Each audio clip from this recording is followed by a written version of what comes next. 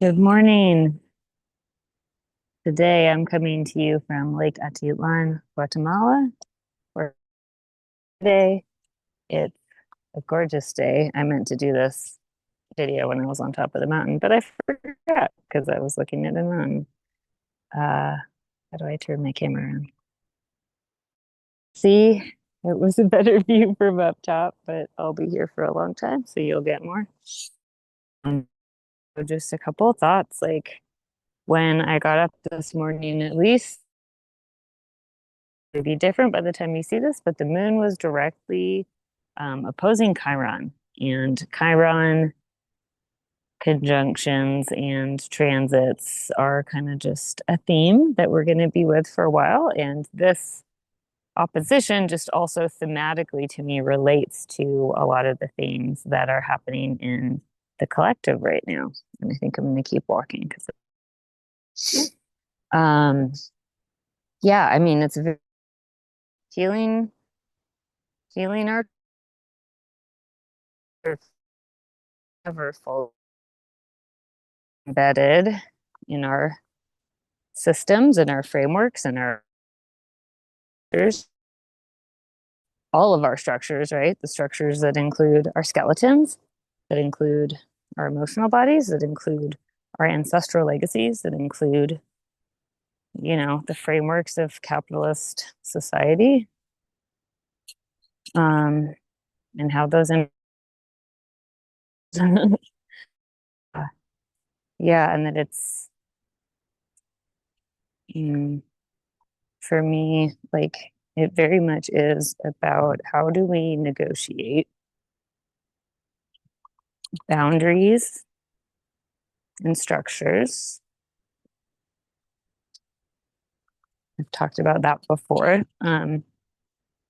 Yeah, kind of learning where we end and others begin, learning like the embodiment versus the kind of spiritual realm and how we like move between those worlds when we're people who are doing healing work.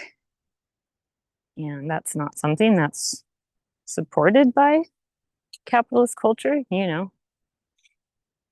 capitalist culture that doesn't give you proper time for bereavement, that doesn't give you proper time for birth, doesn't give you proper time for any of the big things in life, right? The biggest things, the only things that matter: birth, death, and transformation of all kinds, really. Just transformation.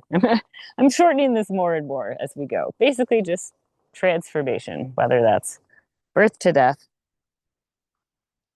death to birth, personal growth, joining your life with another's, becoming someone else, exploring your own personal transitions, healing ancestral legacies. Um, yeah. Uh, and I'm personally doing a lot of like sixth house, 12th house work because I'm in a profection year, which is this ancient concept where basically I'll talk more about this in future offerings, but basically it's an ancient Hellenistic astrology concept where each year of your life is ruled by a different planet based on like your age. And the ruling planet determines like the theme. So for me, it's a sixth house year, which is ruled by Mars. So themes of Mars are going to color all of the other cycles that I'm moving through, right? So, um, what is a Martian variation? Hola. On, whatever the current transits are, or where, a particular placement is for me. Hola. Gracias. Um, and for me, it's also, I'm in a progressed moon phase in Pisces. So I've got my emotional world is very watery, is very in the depths. I'm looking at a lot of um,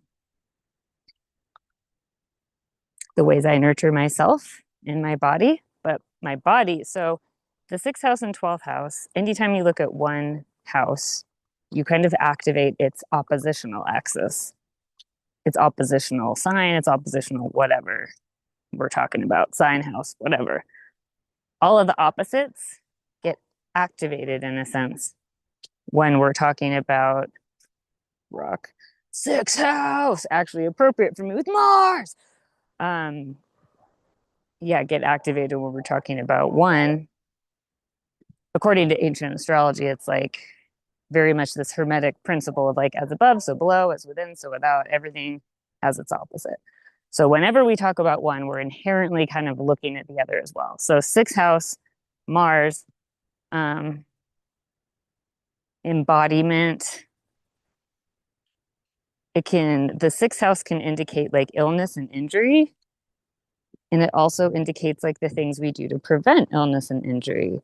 And the sixth house is very much about the body and our daily routine.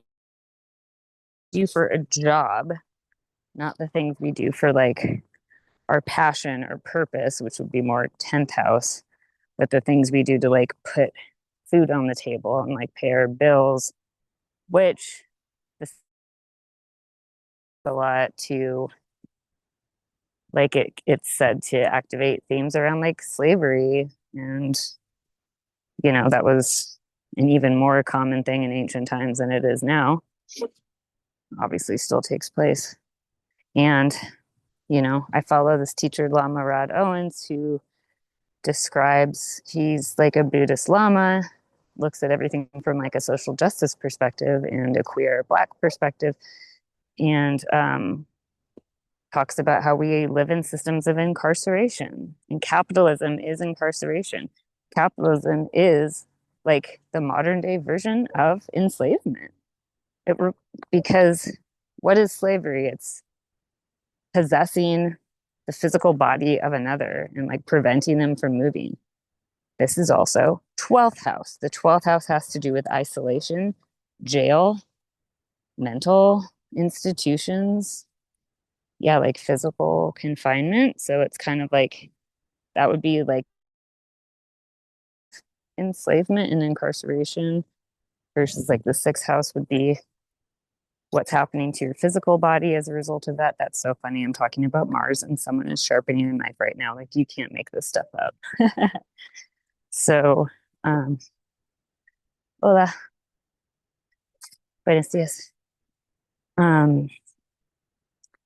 Yeah, so that's something that we all need to look at, right? And it's like, of course, the pandemic started all these anti-capitalist conversations, started a work from home movement, started a lot of people changing what they do for a living, and awakened for a bunch of people the inability to work at an office or a 9 to anymore, which isn't natural, by the way. Not natural, not normal. We get told that like we're the weirdos and we're the freaks if we can't why can't you just get a real job? And like Ram Dass would talk about Ram Dass, the biggest spiritual guru, arguably, of like modern times, who was criticized by his freaking dad every time he went home, all the way through, because he couldn't get a real job.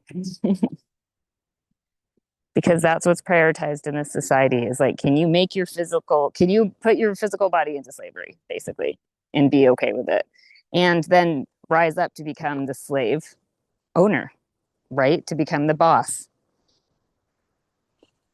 This is colonialism. This is capitalism. This is what has colonized all of our fucking minds and bodies. And this is what I stand against. And this is what I think everyone should stand against. So I've got a conversation coming up that I'm really excited about for y'all, with Alice Sparkley Cat, who wrote a book called Post-Colonial Astrology, that I highly recommend everyone read and listen to their conversation with Chris Brennan on the astrology podcast about this as well. Yeah, I'm having them on my podcast. I'm so excited. Thank you, Ace, for agreeing. Yeah, and the sixth house, 12th house thing, I think we're going to talk about that. We're going to see where things just flow. These are the conversations that are really important to have right now, and that I think are really being activated for all of us. I think they're especially active for queer people, because the outer planet's grand trine that's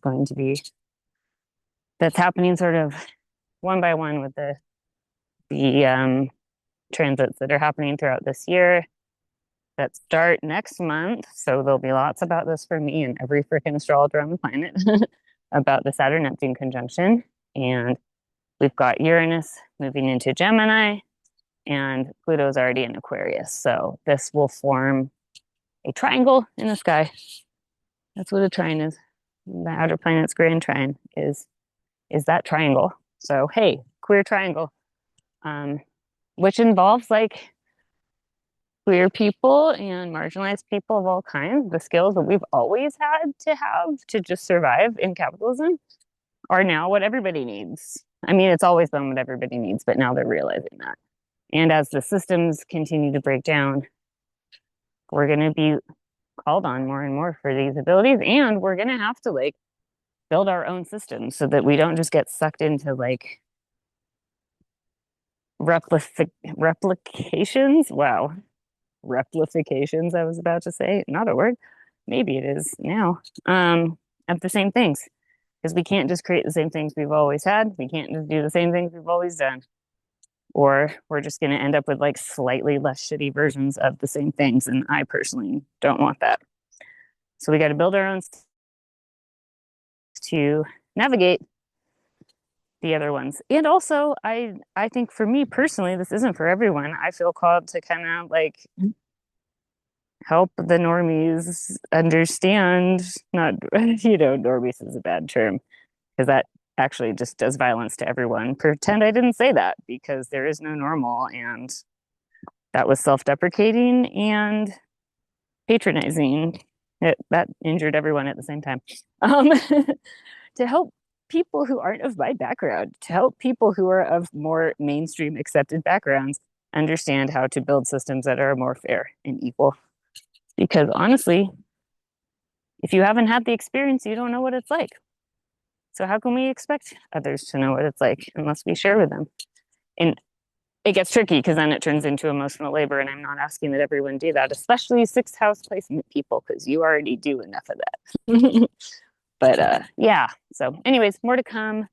Those are my reflections. As you know, Chiron is not directly squaring, but sort of indirectly squaring, aspecting, trining, squaring, twinkling through the Capricorn stellium now. And as we move forward, and as those planets move forward, and we'll slowly move out of Capricorn,